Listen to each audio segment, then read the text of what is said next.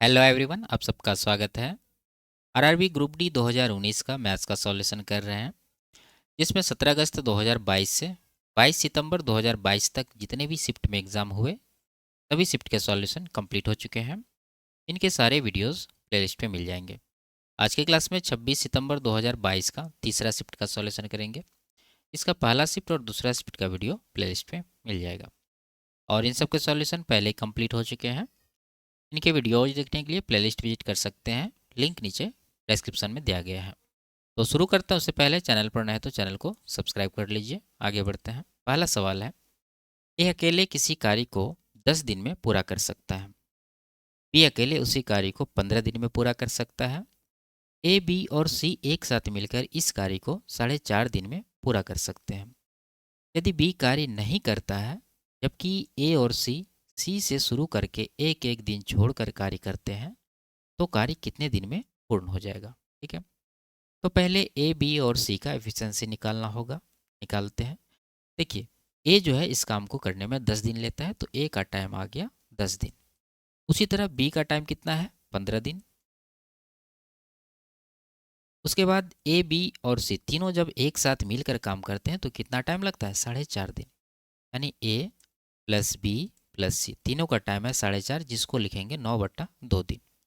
अब यहाँ से टोटल वर्क निकालेंगे, कितना हो जाएगा, तीनों का एलसीएम जो कि होगा 90। ठीक है, 10, 15 और 9 का 10 से डिवाइड करेंगे 9 आएगा, 15 से डिवाइड करेंगे 6 आएगा, और 9 से जब 90 को डिवाइड करेंगे तो 10 आएगा, लेकिन ये 2 से गुना भी करना रहता है, तो 10 दूना 20 आ जाएगा इसका। तो यहाँ पर देख सकते हैं कि ए का एफिशिएंसी 9 है, बी का 6 है, लेकिन सी का हमें पता नहीं चला, तो सी का निकाल लेंगे। कैसे कि तीनों का टोटल एफिशिएंसी 20 है, जिसमें ए का 9 बी का 6 अगर घटा दें तो 20 माइनस 15 कितना आ जाएगा, 5 यूनिट सी का एफिशिएंसी आ। अब ये क्या कह रहा है, अब कह रहा है कि बी जो है काम नहीं करता है। ठीक है, ए और सी काम करता है, लेकिन सी काम को शुरू करता है। तो सी जब काम शुरू करेगा तो कितना यूनिट काम होगा, सी का एफिशिएंसी 5 है तो 5 यूनिट। उसके बाद किसका बारी होगा, ए का एफिशिएंसी 9 है तो 9 यूनिट काम होगा, फिर सी का 5 यूनिट, फिर ए का 9 यूनिट। इसी तरह से ये चलता रहेगा जब तक काम कंप्लीट ना हो जाए। तो यहाँ पर आप देख सकते हैं कि पहला और दूसरा 2 दिन में 9, 5, 14 यूनिट काम हुआ है। टाइम कितना लगा, 2 दिन। हमें करना कितना है, 90 यूनिट। तो जाएंगे 90 के नज़दीक 14 का मल्टीपल। तो ऐसा कौन सा मल्टीपल है, 14 छः के 84, 6 गुना हुआ तो इधर भी 6 गुना करेंगे तो 12 दिन आ जाएगा। यानी हम कह सकते हैं कि 84 यूनिट काम हो जाएगा 12 दिन में। अब किसका बारी होगा, जो शुरू किया था सी, 5 यूनिट काम करेगा सी 1 दिन में। ठीक है, तो 84, 5, 89 यूनिट काम हुआ, अभी भी 1 यूनिट काम शेष है। अब ये 1 यूनिट काम कौन करेगा, ये इसका बारी आएगा ए का। तो ए करता है 9 यूनिट, तो 1 यूनिट काम करने में इसको टाइम लगेगा 1/9 दिन का। तो ये आपका टोटल टाइम है और ये टोटल वर्क है। देखिए 84, 5, 89, 1, 90 यूनिट का हो गया, और टाइम कितना लगा, 12, 1, 13 सही 1/9 दिन। तो 13 सही 1/9 ऑप्शन नंबर 1 में है, ये इसका करेक्ट आंसर होगा। आगे इसको सरलतम रूप में व्यक्त कीजिए। ठीक है, ठीक है, आप इसे याद रखिए। जैसे साइन की पावर 6 थीटा प्लस कॉस की पावर 6 थीटा बराबर होता है 1 - 3 sine square theta into cos square theta. ठीक है, एक और आप याद रखिए, जैसे साइन की पावर 4 थीटा प्लस कॉस की पावर 4 थीटा, ये बराबर होता है 1 - 2 sine square theta into cos square theta. ठीक है, आप इसको रिलेट करके याद रख सकते हैं। जैसे यहाँ पावर 6 है तो उसका आधा यहाँ पर 3 आ गया, और बाकी 1 minus sine square cos square, दोनों में आप देख सकते हैं, यहाँ भी है यहाँ भी है, और इसका पावर 4 है तो इसका आधा यहाँ पर 2 आ गया। ठीक है, कन्फ्यूज नहीं होना। आगे इसको सरल करना है, तो आप देख सकते हैं यहाँ पर फॉर्मूला पर ये आधारित है। जैसे ये ए प्लस बी का होल स्क्वायर, ये हो गया ए माइनस बी का होल स्क्वायर। ठीक है, ये दोनों को एक साथ कर लीजिए, और ये ए प्लस बी इंटू ए माइनस बी पर है। तो इसका फॉर्मूला क्या होता है, आप जानते हैं कि ए प्लस बी का होल स्क्वायर प्लस ए माइनस बी का होल स्क्वायर बराबर होता है 2 into a square plus b square. ठीक है, तो ए हमारा 3x है, बी 4 है, तो 2 गुना 3x का स्क्वायर करेंगे तो ये 9x स्क्वायर होगा, और 4 का स्क्वायर 16 हो जाएगा। ये आ गया, और ये ए प्लस बी इंटू ए माइनस बी यानी ए स्क्वायर माइनस बी स्क्वायर। तो 3x का स्क्वायर ये हो जाएगा 9x² माइनस 4 का स्क्वायर 16। इसको जब कैलकुलेट करेंगे तो कितना आएगा, 9 दूना 18x², 9x² यहाँ पर है, जोड़ने के बाद टोटल हो जाएगा 27x²। और यहाँ 16 दूना 32, 32 में 16 घटाएंगे तो बचेगा प्लस में 16। तो ये आपका आंसर है, ऑप्शन नंबर 1 में दिया गया है।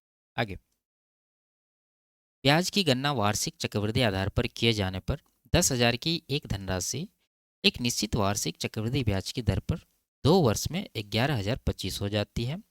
वार्षिक ब्याज की दर ज्ञात कीजिए। ठीक है, सिंपल सा सवाल है। मूलधन है 10,000 और ये 2 वर्ष बाद बन जाता है 11,025, यानी ये 2 वर्ष का रेशियो है। हमें निकालना है ब्याज दर, तो उसके लिए चाहिए 1 वर्ष का रेशियो। तो उसके लिए क्या करेंगे, इसका वर्गमूल ले लेंगे। ठीक है, अगर ये 3 वर्ष का रहता, 1 वर्ष का निकालना रहता तो घनमूल ले लेते। ठीक है, तो 10,000 का वर्गमूल 100 आएगा और इसका कितना आएगा 105। ठीक है, इकाई अंक 5 वाला का जो है वर्गमूल निकालना आसान है। 25 का वर्गमूल 5 आ जाएगा। और ये देखना आपको कि किन दो लगातार संख्याओं का गुणनफल है। तो 10 गुना 11 है, तो ये छोटी वाली यहाँ पर पड़ता है, तो 105 आ गया। अब देख सकते हैं 100 रुपया 105 बन रहा है, तो 5% का यहाँ पर ब्याज है।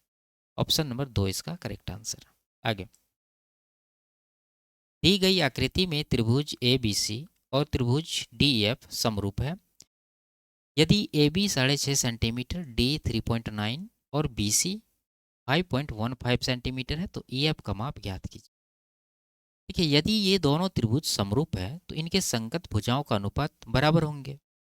तो इनके संगत भुजा कौन से हैं, ABCDF, यानी AB और DE का रेशियो, ठीक है, ये बराबर होंगे BC और EF, BC और EF के रेशियो के। ठीक है, और आगे भी लिख सकते हैं आप AC और DF, लेकिन वो लिखना नहीं है हमें। तो देखिए, इन्हीं में ABD दिया है, BC भी दिया है, EF हमें निकालना, तो वैल्यू रख दीजिए। वैल्यू रखेंगे तो AB है 6.5, D कितना है 3.9 बराबर BC कितना है यहाँ पर 5.15 और EF निकालना है, तो इसको EF लिख देंगे। हटाइए इसको, तो पॉइंट तो हट जाएगा। 13 से 5 बार में, 13 से ये 3 बार में, 5 से इसको कटा देंगे, 5 का 5 और 5 दिया 15, यानी 1.03। तो EF बराबर कितना हो जाएगा, गुना होगा 3 गुना 1.03, तो ये हो जाएगा 3.09। ये जो है आपका आंसर होगा, ऑप्शन नंबर 4। आगे, ए किसी कार्य के 33 सही 1/3% भाग को 10 दिन में पूरा कर सकता है और बी उसी कार्य के 1/4 भाग को 30 दिन में पूरा कर सकता है।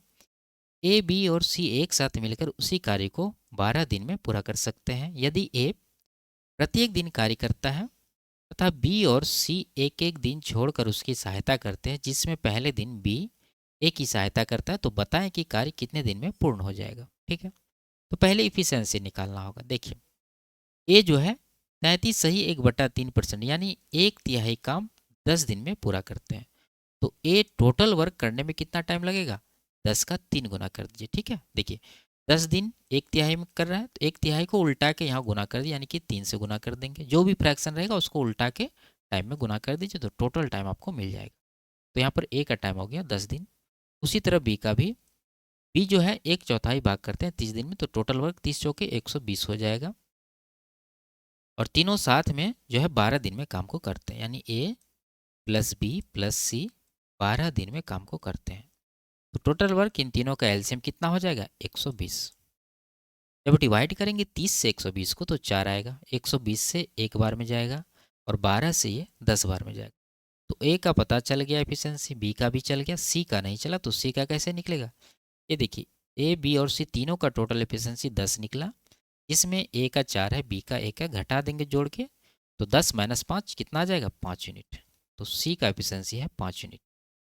ठीक है, अब ये क्या कह रहा है कि ए प्रत्येक दिन काम करता है और बी और सी के द्वारा जो है उसका मदद किया जाता है एक एक दिन छोड़ करके। पहले कौन करता है, बी करता है। यानी पहला दिन का अगर हम लोग बात करें तो ए के साथ कौन जाएगा, बी जाएगा, तो ए प्लस बी रहेगा। दूसरा दिन का बात करें तो ए तो रहेगा ही, उसके बाद उसका मदद कौन करेगा, सी करेगा, क्योंकि ये एक एक दिन छोड़ के कर रहे हैं। जैसे पहला दिन बी किया तो अगला दिन बी नहीं करेगा, सी करेगा, ये हो रहा है। तीसरा दिन फिर यही ए बी आ जाएगा साथ में, और चौथा दिन फिर से ए और सी साथ में रहेगा, और ये क्रम तब तक चलेगा जब तक काम कंप्लीट ना हो जाए। ठीक है, तो आप यहाँ पर देख सकते हैं ए प्लस बी अगर पहला दिन काम करेगा तो कितना यूनिट काम होगा, ए करते हैं 4 और बी करते हैं 1, तो 4 1 5 यूनिट काम होगा। उसके बाद आगे ए और सी, ए का 4 है, सी का 5 है, तो 4 5 9 यूनिट होगा। फिर उसी तरह से 5 फिर 9, ये चलता रहेगा। ठीक है, तो आप देख सकते हैं 5 9 14 यूनिट काम हो रहा है। टाइम कितना लग रहा है, 2 दिन का। हमें करना है टोटल वर्क 120, तो आपको जाना है 120 के नज़दीक 14 के मल्टीपल, तो 8 बार अगर कर दें तो 14 8 112 यूनिट हो जाएगा। 8 गुना किए हैं तो इधर भी 8 गुना 16 दिन हो जाएगा। ठीक है, कितना गुना किए हैं, 8 गुना, तो 112 दिन काम हो गया 16 दिन में। अब किसका बारी होगा, ये पहला दिन जो किया ए प्लस बी, तो ये करते हैं कितना, 5 यूनिट, तो 5 यूनिट काम करेगा, टाइम लेगा 1 दिन का, तो 12 5 17 हो गया, बचा 3 यूनिट। अब किसका बारी होगा, ये दूसरा दिन जो किया था ए प्लस सी, ये करेगा। ए प्लस सी साथ में करते हैं 9 यूनिट काम, तो 3 यूनिट काम करने में कितना टाइम लगेगा, 3/9, यानी कटाने के बाद ये आएगा 1/3। तो ये हो गया आपका टोटल वर्क 112 5 17 3 120 यूनिट। 120 ही करना था, टाइम कितना लग गया, 2 16 18, 16 यहाँ पर, एक यहाँ 17, और यहाँ 1/3, यानी 17 सही 1/3 दिन इसका टोटल टाइम होगा। ऑप्शन नंबर 3 में दिया गया है। आगे दिए गए समीकरण ये है, इनके मूलों का योगफल ज्ञात कीजिए। तो मूलों का योगफल क्या होता है, माइनस का b/a, यानी अल्फा प्लस बीटा। तो माइनस का b क्या है, x का गुणांक 19, तो ये माइनस में 19 आएगा। a क्या है, एक्स स्क्वायर का गुणांक 1, तो माइनस का 19 ही इसका आंसर होगा। आगे, एक पहिए का व्यास 63 सेंटीमीटर है, 100 चक्कर लगाने पर पहिया द्वारा तय की गई दूरी कितनी है। ठीक है, देखिए पहिया अगर एक बार घूमेगी तो कितना दूरी कवर करेगी, कि परिधि के बराबर। तो परिधि कितना होगा, व्यास ये है, तो पाई डी होता है वृत्त की परिधि, तो पाई यानी 22/7, इसको व्यास से गुना कर दीजिए 63, तो ये जो है एक चक्कर का दूरी है। ये चलेगा कितना, 100 चक्कर, तो 100 से गुना कर दीजिए, तो 7 से 9 बार में कटेगा, 9 गुना 22 198, उस पर 2 जीरो, यानी 19,800 सेंटीमीटर दूरी कवर करेगी। लेकिन आंसर जो है मीटर में है, आगे इसको 100 से डिवाइड कर देंगे, जीरो कट जाएगा, 198 मीटर हो जाएगा। ऑप्शन नंबर 4 इसका करेक्ट आंसर है। आगे, क्रमशः ये 3 परसेंटेज हैं, इन 3 क्रमिक छूटों के समतुल्य एकल प्रतिशत छूट ज्ञात की। ठीक है, देखिए सिंपल सा परसेंटेज है, इसको रेशियो से करिए। जैसे 30% 3/10 होता है, तो 10 पर 3 का डिस्काउंट है, तो रेशियो बनेगा 10 से 7। 20% मतलब 1/5, तो 5 पर 1 का डिस्काउंट है, रेशियो बनेगा 5 से 4। और 10% मतलब 1/10, 10 पर 1 का डिस्काउंट, तो रेशियो बना 10 से 9 का। ठीक है, गुना कर लीजिए, इधर हो गया 100 गुना 5 500, कटा भी सकते हैं। ठीक है, और इधर हो गया कितना, 9 चौके 36 सत्ते, तो 18 सत्ते 126 का 2 गुना 252 हो जाएगा। तो आप क्या करिए, ये जो 500 इसको 100 बनाइए। 100 बनाने के लिए आपको इसको 5 से डिवाइड करना होगा, इसको जब करेंगे तो इसको भी करना होगा, तो ये बन गया 100, और ये कितना बनेगा 25 25, और यहाँ पर जीरो 5 चौके 20, तो 100 का सामान 50.4 में बिक रहा है, तो कितना का डिस्काउंट हो गया, 50.6 का, तो इतना परसेंट इसका डिस्काउंट होगा। ऑप्शन नंबर 3 इसका करेक्ट आंसर है। ठीक है, 100 पर जो भी चेंज होता है वो डायरेक्ट परसेंट होता है। आगे, दिए गए बारंबारता बंटन की माध्यिका ज्ञात कीजिए। ठीक है, तो देखिए ये है आपका वर्ग अंतराल और ये है फ्रीक्वेंसी। तो पहले क्या निकालना होगा, कम्युलेटिव फ्रीक्वेंसी। लिखेंगे 8, 8 में 7 जोड़ेंगे 15, 15 में 9 जोड़ेंगे 24, 24 में 12 जोड़ेंगे 36, 36 प्लस 11 47। अब निकाल लीजिए आप क्या, n/2, n/2 मतलब 47 आएगा, n की जगह पर बटा 2 करेंगे तो ये आएगा 23.5। अब खोजना है आपको माध्यिका वर्ग कौन सा है। तो देखिए ये n/2 जो हम लोग निकाले हैं 23.5, देखना आपको कम्युलेटिव फ्रीक्वेंसी में ये 23.5 या इससे जस्ट बड़ी कहाँ पर है, तो आप कहेंगे यहाँ 24 है, तो ये आपका हो गया माध्यिका वर्ग, इसी से डाटा जाएगा। अब फॉर्मूला लिखिए, माध्यिका निकालने का फॉर्मूला क्या होता है, L plus n/2 minus CF क्या बटा F इंटू H। तो एल क्या है, ये जो इसका वर्ग अंतराल है उसका छोटा वाला लोअर लिमिट 20 प्लस n/2 यहाँ पर निकाले थे 23.5 माइनस सी एफ जो है माध्यिका वर्ग के पहले वाला जाता है, तो ये वाला कम्युलेटिव फ्रीक्वेंसी जाएगा 15 और फ्रीक्वेंसी जो है माध्यिका वर्ग का वही जाएगा जो कि यहाँ 9 दे रखा है, तो नीचे 9 आएगा और गुना एच मतलब इन दोनों के बीच का गैप 10 है तो 10 आएगा। इसको सॉल्व करेंगे तो आंसर आ जाएगा, कितना होगा ये 20, ये 23.5 में 15 घटाएंगे तो 8.5 गुना 10 करेंगे तो ये हो गया 85, ठीक है। और नीचे है आपका 9, तो डिवाइड नहीं करना क्योंकि फ्रैक्शन में दे रखा है, तो 20 नमा 180 प्लस 85 ये हो जाएगा कितना 265/9, यही इसका आंसर भी होगा, ऑप्शन नंबर 2 में दिया गया है। आगे, एक त्रिभुज एबीसी में निम्नलिखित में से कौन सा कथन सही है। ये कह रहा पहला ऑप्शन में कि ये जो भुजा ए बी है और बी सी है दोनों का योगफल भुजा ए सी से छोटी है, नहीं। आप जानते हैं कि किसी भी त्रिभुज में दो भुजाओं का योगफल तीसरी भुजा से बड़ी होती है, तो बड़ी वाली यहाँ पर दिख रहा है, यानी A B plus B C A C से बड़ी होगी, ये आपका सही आंसर, ठीक है। आगे, इसका मान ज्ञात करना है, ठीक है। तो देखिए 0.68 का स्क्वायर है और 0.32 का स्क्वायर है, तो अगर इसको ए मान ले तो ए का स्क्वायर हुआ, ये बी का स्क्वायर हुआ, तो ये चीज़ क्या है, 2ab है या फिर ए बी है, तो आपको तोड़कर समझना होगा। देखिए अगर हम लोग ये 0.68 यहाँ से बाहर कर लें 0.68, तो क्या बचा, ये देखिए 0.68 का 2 गुना है, यानी 0.02 आएगा। डिवाइड करने के बाद उसको 16 से गुना करेंगे तो 16 दूना 32 यानी 0.32 आएगा। तो ये चीज़ आया यानी ये ए बी है, तो ऊपर वाला चीज़ को हम लोग लिख सकते हैं ए स्क्वायर प्लस बी का स्क्वायर प्लस ए बी, ठीक है। और नीचे देखिए ए का क्यूब माइनस बी का क्यूब है, क्या होता है formula, a minus b into a square plus b square plus a b, और इसको डिवाइड करना है किससे, 0.3 का स्क्वायर यानी 0.09, ये कैलकुलेट करना है।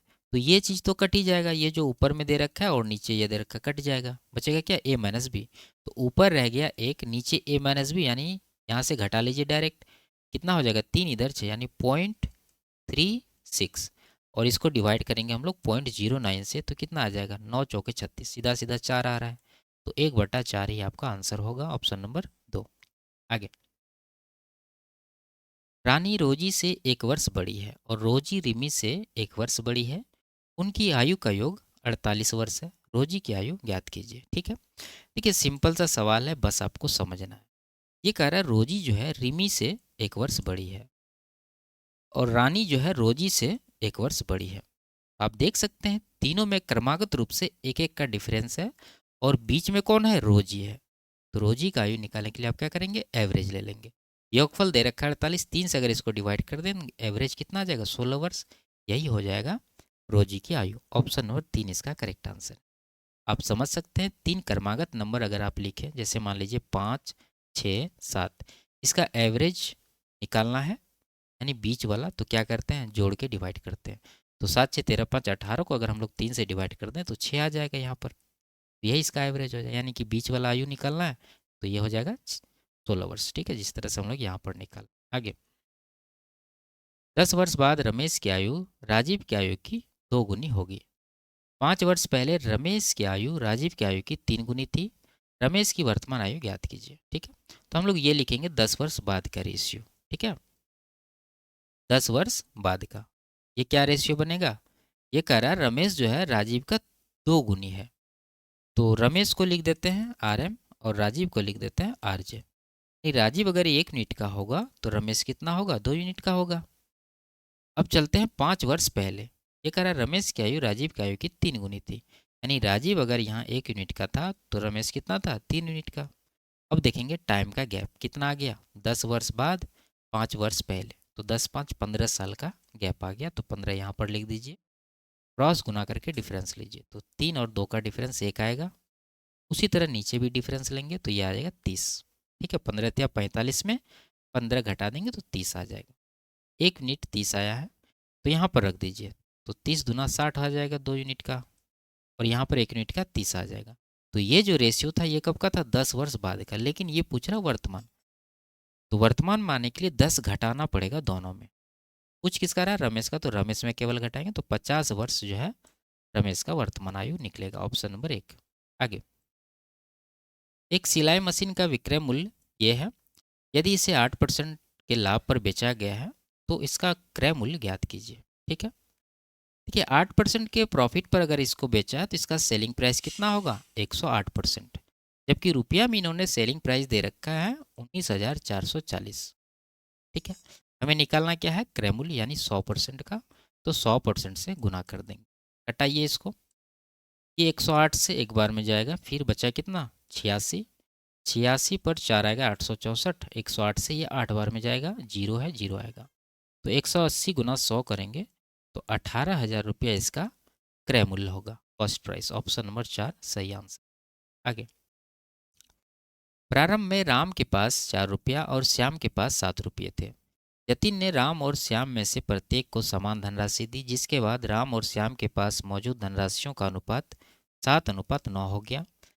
जतिन ने, ठीक है, राम और श्याम में से प्रत्येक को कितनी धनराशि दी। ठीक है, तो इस सवाल को करने का सबसे आसान तरीका है ऑप्शन। आप एक्स जोड़कर भी बना सकते हैं। पहले लिख लेते हैं, दो लोग हैं, राम और श्याम। राम के पास आरंभ में 4 रुपया था और श्याम के पास प्रारंभ में कितना रुपया था, 7 रुपया। अब ये जो जतिन है इसने बराबर रुपया दोनों को दिया, जिसकी वजह से दोनों के पास मौजूद धनराशि का अनुपात कितना हो गया, 7:9। तो रेशियो लिख लेते हैं, 7:9 होना चाहिए। अगर हम लोग इसको ऑप्शन से करने लगे तो पहला ऑप्शन क्या है, 6.5। तो राम को अगर 6.5 रुपया दिया जतिन तो कितना हो गया राम के पास, 6×4=10 यानी 10.5 रुपया। क्या ये 10.5 7 का मल्टीपल दिख रहा है आपको, दिख रहा है तो इधर भी चेक कर लीजिए, अगर नहीं दिखता तो इसको छोड़ देते यहीं पर। ठीक है, तो इधर अगर हम लोग 6.5 इसको दें श्याम को तो इसका हो जाएगा कितना, 13.5 रुपया। आपको देखना है यहाँ पर 7 से 10.5 ये 1.5 गुना है। क्या ये 9 का भी 1.5 गुना 13.5 है, एकदम है। इसका मतलब 6.5 रुपया ही इसका आंसर होगा। आगे, दो संख्याओं के एलसीएम और एचसीएफ क्रमशः 5005 और 77 है। जब इन दोनों संख्याओं में से किसी एक को 55 से विभाजित किया जाता है तो भागफल 18 और शेषफल 11 प्राप्त होता है। दूसरी संख्या ज्ञात कीजिए। तो पहले आपको ये पहली संख्या यहाँ से ज्ञात करना होगा, n1 कितना हो जाएगा। ये 55 से जब डिवाइड करें तो भागफल 18 आ रहा है और शेषफल 11, यानी संख्या बराबर क्या होता है, भाजक गुना भागफल। तो ये हो जाएगा 15 गुना 18 प्लस शेषफल जो कि है 11। तो ये आ गया आपका 18×5 के 91 बचा 9, 18×5 9×99 100, तो 1001 आया पहली संख्या। अब यहाँ पर दूसरा चीज़ आपको ये लगाना है, जैसे दो संख्याओं का गुणनफल जो है वो बराबर होता है इनके एलसीएम और एचसीएफ के गुणनफल के। n1 1001 आपको मिला हुआ है, n2 हमें निकालना है, ये जो पूछ रहा है दूसरी संख्या, बराबर एलसीएम यहाँ पर 5005 है और एचसीएफ 77 है। हटा दीजिए, इससे सीधा सीधा 5 बार में कटेगा तो n2 कितना आएगा, 77×5 तो 350 प्लस 35 ये आ जाएगा 385। ऑप्शन नंबर 1 इसका सही आंसर होगा। आगे, इसका मान ज्ञात करना है। ठीक है, तो देखिए ये क्या है, 9261 पावर 1/3 है। तो ये 9261 जो है ये फेमस नंबर है, आपको इसे याद रख लेना अगर याद नहीं है। ये सबसे ज़्यादा आप इससे मिल पाएंगे चक्रवृद्धि ब्याज में। ठीक है, तो ये जो है 21 का क्यूब होता है।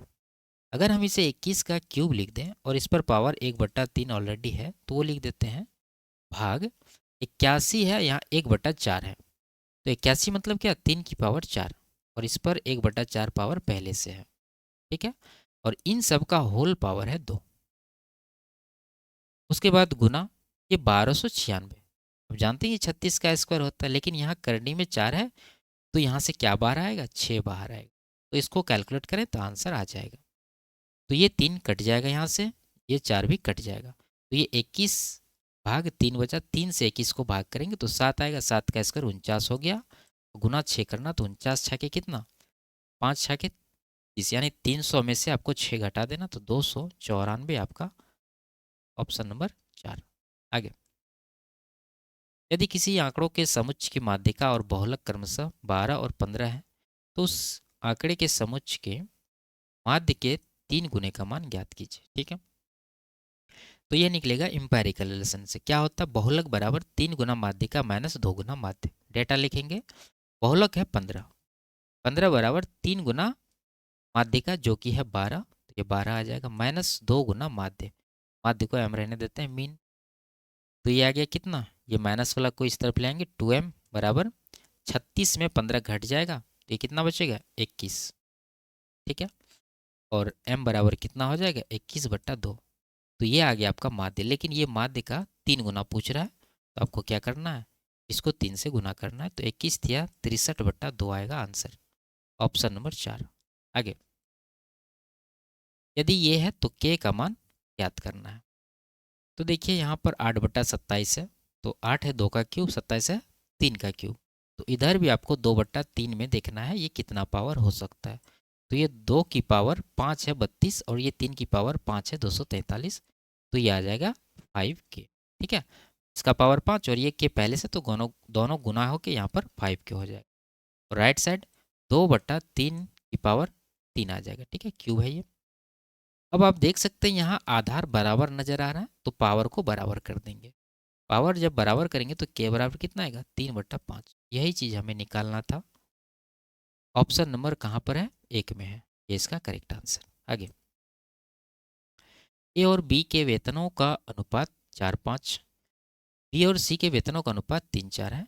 ए और सी के वेतनों का अनुपात याद कीजिए, रेशियो को बैलेंस करिए। ये देखिए बी यहाँ पर 5 है, जबकि बी यहाँ पर 3 है, बराबर नहीं, बराबर करेंगे तो इस 3 से यहाँ पर गुना कर दीजिए और इस 5 से यहाँ पर गुना कर दीजिए, तो ये हो गया 4×3 = 12 अनुपात 15, और इसमें भी 15 है, कॉमन हो गया, रहने दीजिए, और 4×5 = 20 आएगा लास्ट में। यानी ये रेशियो ए बी सी का है। पूछ क्या रहा है, ए सी का, तो ये आएगा 12, सी का है 20। 4 से डिवाइड करेंगे 3 बार में, 4 से 5 बार में, तो 3:5 इसका आंसर होगा, ऑप्शन नंबर 3।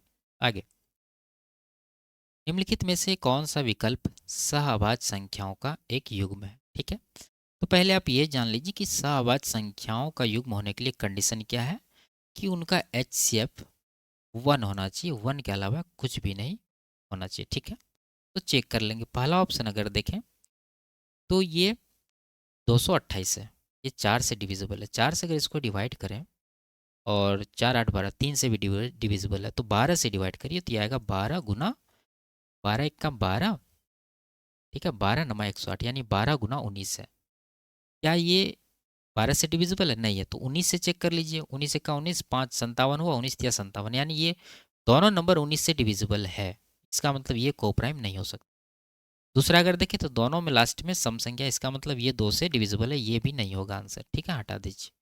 तीसरा, ये 7 का क्यूब है, क्या ये 7 से डिविजिबल है, 28 7 196 होता है, ये भी 7 से डिविजिबल है।